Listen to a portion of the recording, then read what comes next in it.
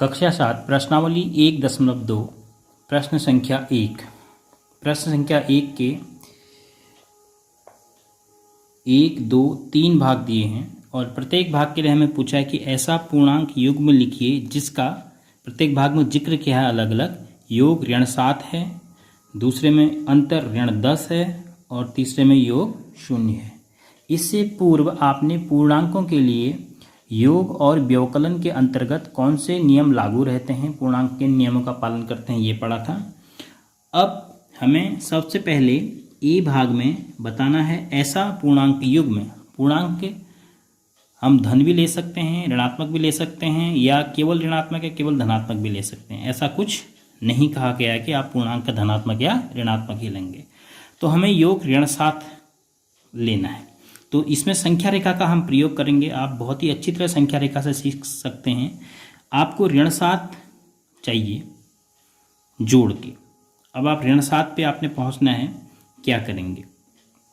माना मैं किसी ऋणात्मक पूर्णांक की बात करूं, ऋणात्मक पूर्णांक मैंने ऋण 4 ले लिया, तो ऋण 4 में कितना जोड़ूं कि मैं ऋण 7 पे पहुंच जाऊं। अब देखिए मैंने ऋण 4 से बाईं तरफ जाना है, 1, 2, 3, तो जोड़ने पर हम बाईं तरफ जाते हैं। किसके लिए? ऋणात्मक पूर्णांक के लिए। तो मैं अपना ऋणात्मक पूर्णांक ऋण 4 के लिए दूसरा ऋणात्मक पूर्णांक ऋण 3 सोचूंगा, क्योंकि ऋण 4 में अगर मैं ऋण 3 को जोड़ूंगा तो 3 स्थान बाईं तरफ ऋण 7 पर पहुंच जाऊंगा और योग कितना आ जाएगा? ऋण 7। तो हम ऋण 2 के साथ क्या देंगे ऋण 7 लाने के लिए? 1, 2, 3, 4, 5। तो ऋण 2 में अगर हम ऋण 5 जोड़ेंगे, क्योंकि हम बाईं तरफ जा रहे हैं तो इसका मतलब हम ऋणात्मक जोड़ रहे हैं। किस में? ऋण 2 से हम बाईं तरफ जा रहे हैं, तो हम ऋण 2 में अगर जोड़ेंगे ऋण 5 तब भी हम ऋण 7 में पहुंच जाएंगे। ऐसे ही मैं शून्य में 1, 2, 3, 4, 5, 6, 7, अगर शून्य में ऋण 7 जोड़ूंगा तब भी बाईं तरफ ऋण 7 उत्तर आएगा। तो पहला युग्म में केवल एक युग्म देना है, तो मैं एग्जाम्पल दे रहा हूँ ऋण 3 और ऋण 4। क्यों ऋण 3 और ऋण 4? क्योंकि ऋण 3 में अगर हम ऋणात्मक पूर्णांक 4 जोड़ेंगे ऋण 4, तो बाईं तरफ जाना पड़ेगा, 1, 2, 3, 4, तो योग कितना आ जाएगा? ऋण 7। दूसरा पार्ट है बी, अंतर ऋण 10 आना है। अंतर के लिए यहाँ पर आपको ऋण 8 तक ही दिख रहा है। अगर आप इसको आगे बढ़ाते हैं तो यहाँ पर ऋण 9 और आगे बढ़ाते हैं इसको, तो यहाँ पर आपके पास ऋण 10 प्राप्त होता है। तो अब आपने अंतर ऋण 10 प्राप्त करना है। अब अंतर के लिए हम बाईं तरफ कब आते हैं? धनात्मक पूर्णांक को हम जब जोड़ते हैं तो दाईं तरफ जाते हैं, और धनात्मक पूर्णांक को अगर हम घटाते हैं तब हम बाईं तरफ जाते हैं। तो अगर मैं ऋण 7 में से 3 घटाऊं, 1, 2, 3, तो मैं ऋण 10 पे पहुंच जाऊंगा। तो ऋण 7 के साथ मैं 3 ले सकता हूं, क्योंकि ऋण 7 और 3 का अंतर कितना हो जाएगा? ऋण 10 हो जाएगा।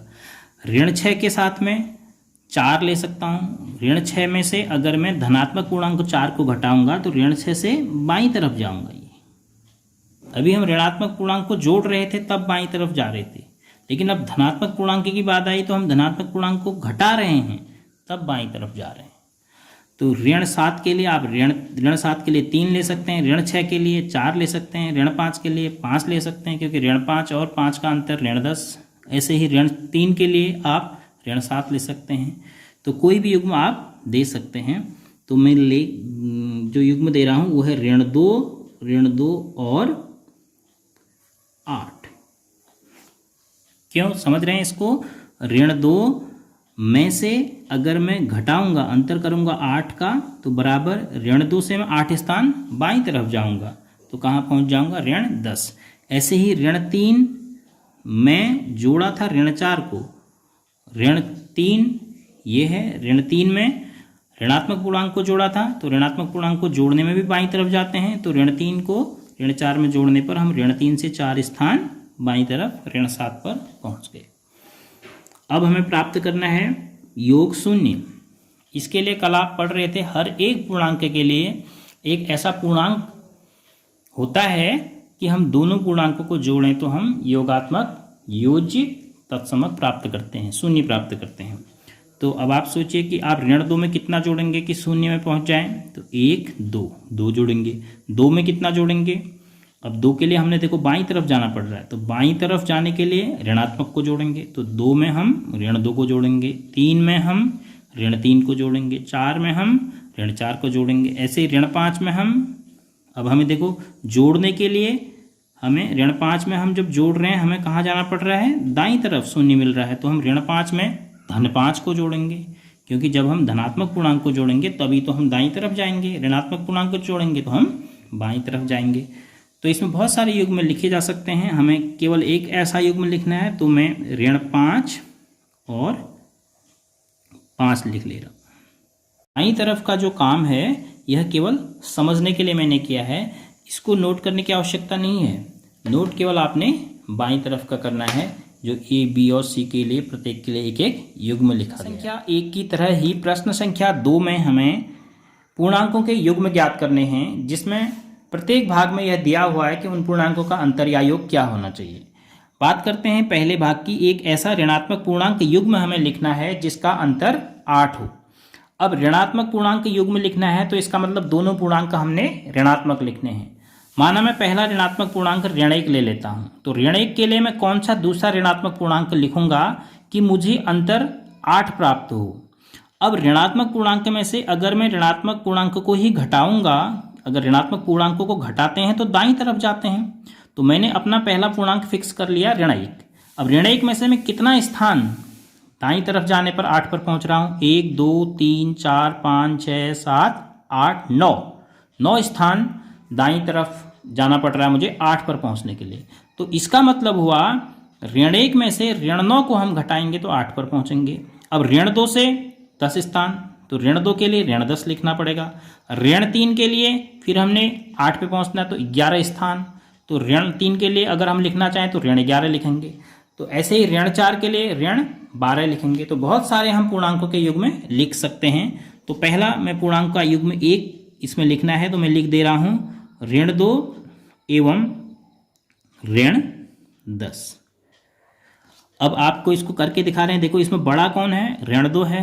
ऋण 2 में से घटाएंगे किसको? ऋण 10 को, तो बराबर हो जाएगा ऋण 2 ऋण ऋण मिलके क्या हो गए? धन, क्योंकि ये अंदर ब्रैकेट के अंदर ऋण है तो बाहर से भी ऋण है, तो ये वाला ऋण धन हो जाएगा। तो कुल मिलाकर ऋण 2 और धन 10। अब दो पूर्णांक हैं अपोजिट एक दूसरे के, तो लड़ेंगे तो क्या बचेगा? धन का 8। तो ऋण 2 और ऋण 10 का अंतर 8 आया।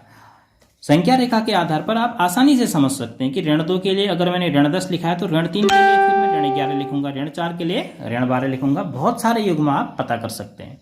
अब बात करते हैं बी भाग की। एक ऋणात्मक पूर्णांक और एक धनात्मक पूर्णांक लिखिए जिनका योग ऋण 5 हो। अब देखो एक ऋणात्मक पूर्णांक लिखना है और एक धनात्मक पूर्णांक। अब यहां पर हमें थोड़ा सा सोचना पड़ेगा कि अगर हम कोई भी ऋणात्मक पूर्णांक लिखते हैं तो उसके लिए एक ऐसा धनात्मक पूर्णांक लिखना है कि योग करके हमें ऋण 5 मिलना चाहिए, योग करके ऋण 5 मिलना चाहिए। तो मैं जो अपना ऋणात्मक पूर्णांक सेट करूंगा इस तरफ नहीं कर सकता। क्यों नहीं कर सकता?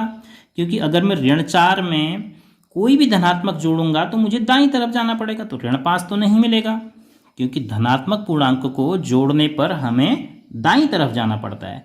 तो मैं ऋण 5 से इस तरफ के किसी भी ऋणात्मक पूर्णांक की बात कर सकता हूं। ऋण 6 में मैं क्या जोड़ूं कि ऋण 5 पे पहुंच जाऊं? ऋण 6 में मैं धन 1 धनात्मक पूर्णांक 1 जोड़ूंगा तो ऋण 5 में पहुंच जाऊंगा। ऋण 7 में 2 जोड़ूंगा, ऋण 8 में 3 जोड़ूंगा, ऋण 9 में 4 जोड़ूंगा। तो मैंने क्यों ऋण 5 से बाईं तरफ का ऋण पूर्णांक सेट किया? क्योंकि ऋण पूर्णांक में मुझे धन पूर्णांक जोड़ना है और धन पूर्णांक जोड़ते वक्त हमें दाईं तरफ जाना पड़ता है। तो मैंने जो ऋणात्मक पूर्णांक लेना पड़ेगा वो ऋण 5 से भी बाईं तरफ लेना पड़ेगा। तो बहुत सारे युग्म हैं। ऋण 6 के लिए 1, ऋण 7 के लिए 2, तो मैं 1 लिख दे रहा हूं ऋण 7 एवं 2। अब इनका योग करते हैं समझने के लिए। ऋण 7 धन 2। अब देखो ये दोनों पूर्णांक अलग अलग चिन्हों के हैं तो आपस में लड़ेंगे, तो ऋण के पास ज्यादा हैं तो कितने बचेंगे? ऋण। प्रश्न संख्या 2 के तीसरे भाग सी की बात करें। एक ऋणात्मक पूर्णांक और एक धनात्मक पूर्णांक लिखिए जिनका अंतर ऋण 3 हो। जिनका अंतर ऋण 3 हो, कहने का मतलब यहाँ पर यह हमसे कहा गया है कि एक ऐसा ऋणात्मक पूर्णांक और एक धनात्मक पूर्णांक आप सोचिए कि उनको एक दूसरे में से घटाकर हम ऋण 3 प्राप्त कर सकें। अब धनात्मक पूर्णांक में से अगर आप ऋणात्मक को घटाएंगे तो कभी भी ऋण संख्या आपको नहीं मिलेगी। तो ऋणात्मक पूर्णांक में से धनात्मक पूर्णांक को घटाकर ऋण 3 प्राप्त हो सकता है। संख्या रेखा को देखकर इस पर विचार करते हैं। ऋण 3 यहाँ पर है आपके पास, और आपको ये पता है कि धनात्मक पूर्णांक को घटाएंगे तो हम बाईं तरफ जाएंगे। तो ऋण 3 के बाईं तरफ जो भी ऋणात्मक पूर्णांक हैं, अगर अपने युग्म में हम इन पूर्णांकों में से किसी को भी शामिल करेंगे, ऋण 4 को शामिल कर लें, ऋण 4 में से हम किसी भी धनात्मक पूर्णांक को घटाएंगे तो फिर बाईं तरफ जाना पड़ेगा, तो ऋण 3 पर हम नहीं पहुंच पाएंगे। ऋण 5 में से हम किसी भी धनात्मक पूर्णांक को घटाएंगे तो फिर बाईं तरफ जाएंगे। तो ऋण 3 पर हम कब पहुंचेंगे? जब या तो हम ऋण 2 या फिर ऋण 1 की बात करें। ऋण 2 अगर हम ऋणात्मक पूर्णांक सोचते हैं तो हमें एक स्थान बाईं तरफ जाने पर ऋण 3 प्राप्त हो जाता है, अर्थात ऋण 2 में से धनात्मक पूर्णांक 1 को घटाने पर हम ऋण 3 पर पहुंच जाएंगे। ऐसे ही ऋण 1 में से 1 2, अगर ऋण 1 में से हम धन 2 को घटाएंगे तब भी हम ऋण 3 पर पहुंच जाएंगे। तो यहाँ पर आपके पास लिमिटेड है आंसर। या आप ऋण 2 के लिए लिख सकते हैं 1 और ऋण 1 के लिख सकते हैं 2। तो मैं लिख दे रहा हूं युग्म ऋण 1 एवं 2। क्यों? क्योंकि अगर आप ऋण 1 में से घटाते हैं 2 को, ऋण 1 ऋणात्मक पूर्णांक है, उसमें से आप इस धनात्मक पूर्णांक को घटा रहे हैं, तो आप कहाँ की ओर जाएंगे? बाईं तरफ। तो आप पहुंच जा रहे हैं कहाँ पर? ऋण 3 पर। कभी भी आप 2 में से इसको ऋण 1 को घटा के, 2 में से ऋणात्मक पूर्णांक को घटा के कभी भी आप ऋण 3 नहीं प्राप्त कर सकते हैं। इसलिए यहाँ पर इस अंतर का यह अर्थ है कि आप एक पूर्णांक में से दूसरे पूर्णांक को घटाने पर ऋण 3 प्राप्त कर पा रहे हो, ऐसा आप युग्म दीजिए। अगर आप ऋण 2 देते हैं ऋणात्मक पूर्णांक, तो धनात्मक के लिए फिर आपको ऋण 2 के साथ कौन सा लिखना पड़ेगा? 1।